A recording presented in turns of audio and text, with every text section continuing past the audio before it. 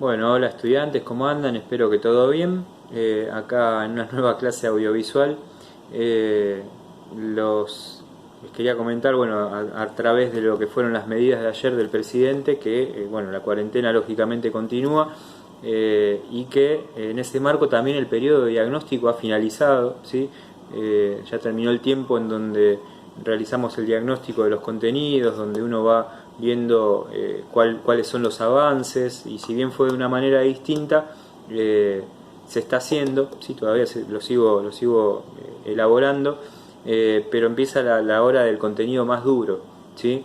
En donde ya empezamos a dar los temas propios de lo que es el año. Y bueno, y en ese contexto tengan cuidado, si vayan procesando toda la información, vayan siguiendo las clases, armando la carpeta, porque después, bueno, no sabemos cómo continúa esto, pero en algún momento vamos a tener que evaluar. No se sabe si ahora, si en vivo, ojalá que sí, que esto termine pronto, pero bueno, mientras tanto me queda aconsejarlos para que vayan teniendo presente que tienen que tener todo completo y tratar de seguir el orden de las clases. Este, Nosotros nos habíamos quedado la otra vez con esto de lo que eran las dos repúblicas, ¿sí? Las dos repúblicas tiene que ver con esta cuestión de lo que es la Argentina en proceso de organización nacional, ¿sí? ¿Qué es esto? Que por un lado vamos a tener a la Confederación y por otro lado vamos a tener al gobierno de Buenos Aires, el gobierno porteño. ¿Por qué pasa esta situación? Porque tenemos no solamente una guerra ideológica, sino también tenemos una guerra de nombres, ¿sí? Una guerra en donde el ajedrez se juega con los nombres de Urquiza, de Sarmiento y de Mitre, ¿sí? Entre otros. También está Alberdi. Sarmiento y Mitre, que venían de la generación del 37, que había sido exiliada por Rosas y que bajo la presidencia de Urquiza se les permite volver a ingresar al país, ¿sí? Entonces, fíjense la paradoja, esos nombres que habían podido ingresar con un Urquiza presidente ponían en cuestionamiento el poder de este presidente, ¿sí?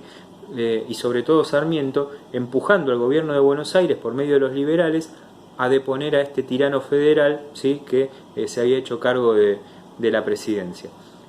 Parece una novela de enredos, pero bueno, es un poquito así, ¿sí? Es parte de lo que fue la construcción política en lo que es la historia argentina. Urquiza era un caudillo de mucho poder que había logrado, entre otras cosas, la capitalización del este Estado nacional que se estaba organizando en Entre Ríos, ¿sí? Porque él era muy fuerte ahí, tenía su preeminencia ahí, y hacia allá fue, ¿no? La capitalización. Lógicamente Buenos Aires puso el grito en el cielo. Por eso empezamos a hablar también de las dos repúblicas. Y las dos tenían puertos, ¿sí? Que esto es fundamental. Durante mucho tiempo Buenos Aires ejerció ese poder y ahora lo sigue ejerciendo, ¿sí?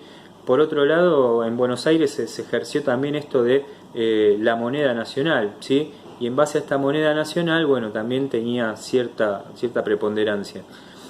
Hay que destacar que en este ajedrez la jugada de Sarmiento también era imponerle a Mitre, ¿sí? Que deponga a este rey que era Urquiza, ¿sí? Y que era un rey nada más y nada menos que federal. Rey en el sentido, entre comillas, de la palabra, ¿no? Porque no estamos hablando de monarquías acá, estamos hablando de presidentes. Pero para que se dibuje en lo que es un tablero de ajedrez, estamos hablando un poquito más en forma de juego. ¿Qué había hecho Urquiza? Bueno, Urquiza había logrado, entre otras cosas, nacionalizar colegios, intentar hacer que las instituciones lleguen a cierta parte del Estado, de lo que iba a ser el Estado.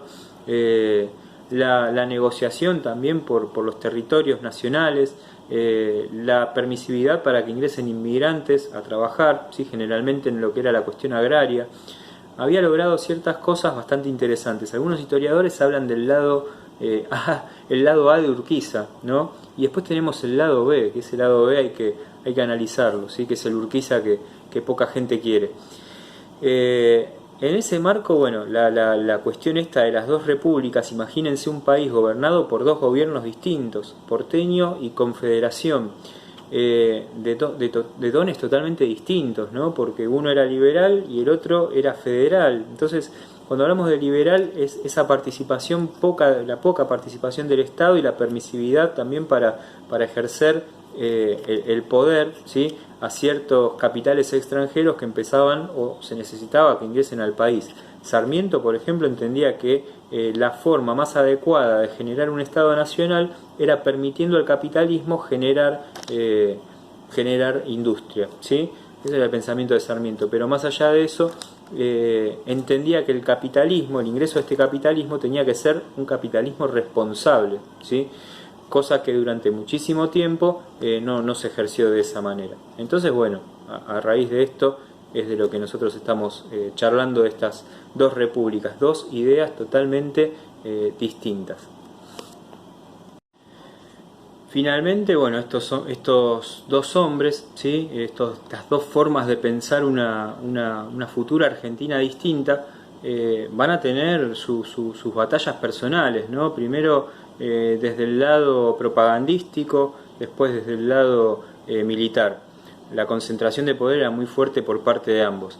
En el buen sentir de este hombre Mitre, contaba con una buena dosis de hombres para participar del ejército, y por el lado de Urquiza lo mismo, ¿sí? Tenía una gran capacidad de concentrar fuerzas.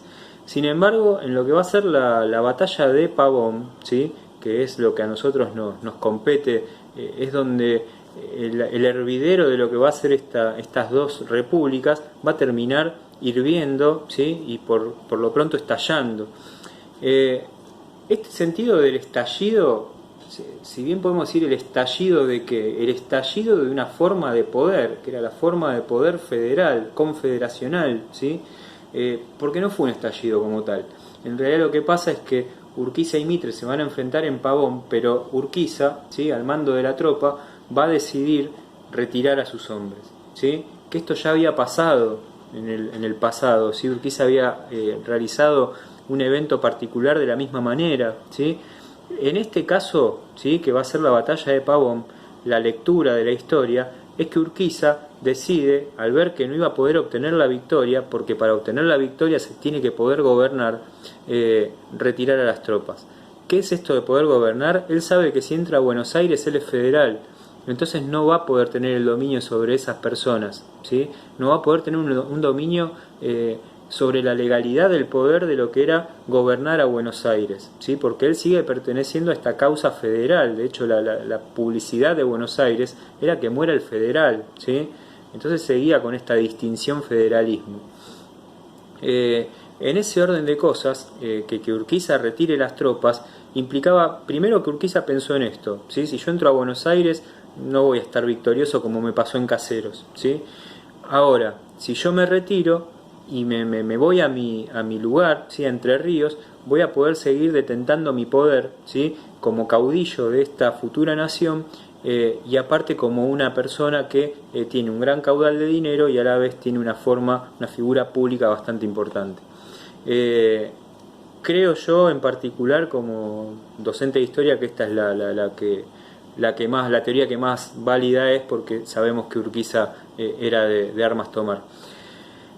A partir de ahí, bueno, esto de las dos repúblicas se va a ir terminando, hay un vacío de poder muy chiquito, ¿sí? Y en ese vacío de poder surge la figura de Mitre, que va a ser quien presida en lo posterior a esta organización del Estado Nacional. ¿Por qué sigo diciendo organización del Estado Nacional? Porque hay muchos factores por seguir trabajando.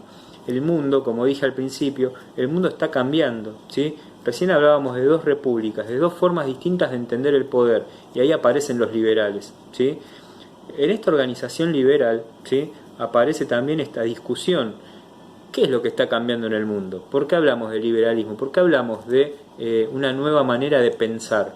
¿Por qué hablamos de una nueva manera de generar economías en las grandes potencias por un lado, pero aparte en los países que son mucho más pequeños, ¿sí? En cuanto a desarrollo económico? Y fíjense algo en particular. El mundo en 1880. Así pues, en 1880 no nos encontramos ante un mundo único, sino frente a dos sectores distintos que forman un único sistema global: los desarrollados y los atrasados, los dominantes y los dependientes, los ricos y los pobres. Pero incluso esta división puede inducir al error. En tanto que los primeros de esos mundos, más reducido, se hallaba unido, pese a las importantes disparidades internas por la historia y por ser el centro del desarrollo capitalista, lo único que unía a los diversos integrantes del segundo sector del mundo mucho más amplio, eran sus relaciones con el primero, es decir, su dependencia real o potencial respecto a él. Quiere decir que en este contexto global, ¿sí?, de lo que es el mundo, en donde la Argentina se está construyendo como Estado, el mundo está cambiando, el mundo está generando esta discusión, esta dicotomía entre dos sectores, los dominados y los dominantes. Ahí está parte de la erradicación del problema de todos estos países considerados subdesarrollados o atrasados, ¿sí?, que es la propia consideración de lo que ellos creen. Sarmiento entendía que, como dije antes, tenían que venir los capitales, tenía que venir la élite extranjera a generar una Argentina distinta y mejor. Así se construía un Estado nacional mirando lo europeo, ¿sí? Cuando, sin embargo, la mirada de los europeos y la mirada de los anglosajones, sobre todo Estados Unidos e Inglaterra, era poner en tela de juicio esto: repartámonos el mundo, colonicemos cuanto más podamos y dominemos la economía mundial, ¿sí?, global. Entonces ahí ya empezamos a hablar de un término que, si bien ya lo conocemos por la historia antigua, por los imperios, acá se empieza a difundir, ¿sí?, con muchísima más fuerza y a conocer qué es esto: el imperialismo, ¿sí? Entonces la construcción del Estado Nacional Argentino va a ir de la mano, ¿sí?, con la construcción de este término imperialismo como una forma de dominio colonial y con la forma específica de repartirse el mundo. Y en ese marco el África es uno de los continentes más complicados para este reparto, ¿sí?, que eso lo vamos a ahondar un poquito después. Mientras tanto seguiremos construyendo dentro de este marco imperialista al Estado Nacional Argentino, ¿sí? Entonces a Urquiza lo sucede Derqui, y en lo posterior, en ese vacío de poder, como decía antes, surge la figura de Mitre como presidente, ¿sí?, que después va a ceder el poder contra el propio Sarmiento. Fíjense el juego, ¿no? 3 personas enfrentadas, las 3 con alguna relación. Urquiza había permitido que ingresen los exiliados Sarmiento y Mitre. Sarmiento y Mitre se apoyan para la destitución de Urquiza. A la vez Sarmiento está diciendo que Mitre no tenía el coraje de poder bajarle el heroísmo a Urquiza, y después Mitre termina perdiendo su presidencia en manos de Sarmiento. Bueno, gajes de la historia argentina, todo un entramado de enredos bastante interesante, pero eso es lo que tiene la historia argentina, ¿no?, que se va construyendo de a poco, gradual, y justamente con esta historia de nombres que a veces se ponderan y a veces hay que ponerlos en revisión. Bueno, un abrazo grande y saludos para todos y todas.